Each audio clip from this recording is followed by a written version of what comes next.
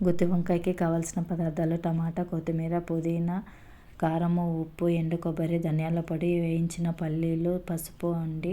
వీటన్నిటిని మిక్సీ జార్లో వేసుకొని కొంచెము అల్లం వెల్లుల్లి పేస్ట్ కూడా వేసి మిక్సీ పట్టుకున్నాక కొంచెం చింతపండు రసము ఒకసారి మిక్సీ ఆడించాక అందులో కలుపుకొని మళ్ళీ ఒకసారి మిక్సీ ఆడించాలి. తర్వాతకి వీటన్నిటిని ఒక 4 భాగాలుగా కట్ చేసిన వంకాయలు అంటే అన్నిటిలోనూ స్టఫింగ్ చేయాలి. ఈ మసాలానంతా వంకాయలు స్టఫింగ్ చేసి ఇప్పుడు తిరుమాతకి ఉల్లిగడ్డ, టమాటా, 2 పచ్చిమిర్చి, కరివేపాకు అది స్టఫింగ్ చేసిన వంకాయ వీటన్నిటిని అందులో వేసి కొంచెం సరిపడా వాటర్ వేసుకోవాలండి. మిగిలిన మసాలా స్టఫింగ్ని కూడా అందులో వేసేసాను నేను మొత్తము.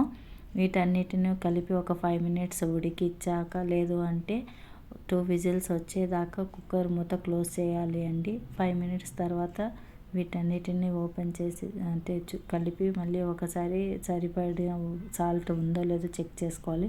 ఇప్పుడు గుమ్మగుమ్మలాడే గుత్తి వంకాయ రెడీ.